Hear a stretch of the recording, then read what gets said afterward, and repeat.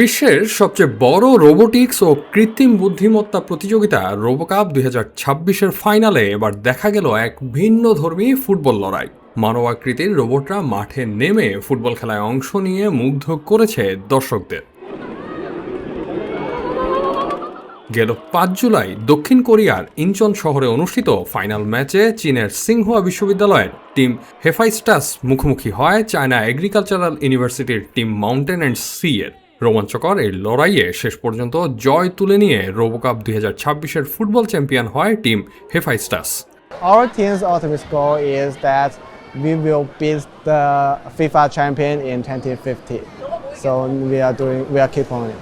Match চলাকালে রোবটগুলোকে মানুষের মতোই দৌড়াতে, বল নিয়ন্ত্রণ করতে, প্রতিপক্ষের সঙ্গে ধাক্কা খেতে এবং ভারসাম্য হারিয়ে মাঠে পড়ে যেতে দেখা যায়। তবে বিশেষ বিষয় ছিল, পড়ে যাওয়ার পর তারা নিজেরাই আবার উঠে দাঁড়িয়ে খেলা চালিয়ে যায়, যা দর্শকদের ব্যাপকভাবে আকৃষ্ট করে। চ্যাম্পিয়ন দলের নেতা চ্যাং শ্যাং লুও বলেন, আমাদের দলের চূড়ান্ত লক্ষ্য হলো 2050 সালে ফিফা বিশ্বকাপের চ্যাম্পিয়ন হওয়া।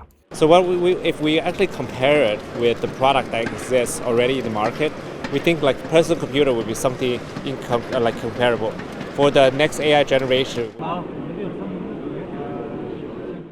আয়োজকদের তথ্য অনুযায়ী এবারের রোবোকাপে বিশ্বের 45টি দেশ থেকে 3000-এরও বেশি প্রতিযোগী অংশ নেন। বিভিন্ন বিভাগে শতাধিক দল নিজেদের প্রযুক্তিগত দক্ষতা প্রদর্শন করে। প্রতিযোগিতায় অংশ নেওয়া 70%-এরও বেশি দল চীনের হিউম্যানয়েড রোবট নির্মাতা প্রতিষ্ঠান বুস্টার রোবোটিক্সের তৈরি প্ল্যাটফর্ম ব্যবহার করেছে। প্রতিষ্ঠানটির গ্লোবাল টিম প্রধান চাই লি বলেন, শুধু চীনা দলই নয়, জার্মানি, দক্ষিণ কোরিয়া, যুক্তরাষ্ট্র সহ বিশ্বের বিভিন্ন দেশের দলও বুস্টার রোবোটিক্সের প্ল্যাটফর্ম ব্যবহার করেছে। এটি এখন বৈশ্বিকভাবে ব্যবহৃত একটি প্রযুক্তি। 또 비즈니스를 발생하고 각종 시너지 효과를 기대할 수 있는 그런 플랫폼이 되었다고 저는 생각을 합니다.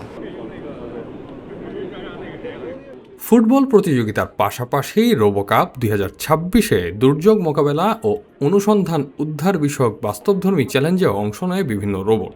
সেখানে ভূমিকম্প বা অন্যান্য দুর্যোগপূর্ণ পরিবেশের আদলে তৈরি করা বিশেষ এলাকায় রোবটগুলোর উদ্ধার সক্ষমতা পরীক্ষা করা হয়। প্রযুক্তির দ্রুত অগ্রগতির এই যুগে রোবোকাপ শুধু একটি প্রতিযোগিতায় নয়, বরং ভবিষ্যতের বুদ্ধিমান রোবট উন্নয়ন, কৃত্রিম বুদ্ধিমত্তা গবেষণা এবং বাস্তব জীবনে রোবটের ব্যবহার বাড়ানোর একটি গুরুত্বপূর্ণ আন্তর্জাতিক প্ল্যাটফর্ম হিসেবে বিবেচিত হচ্ছে।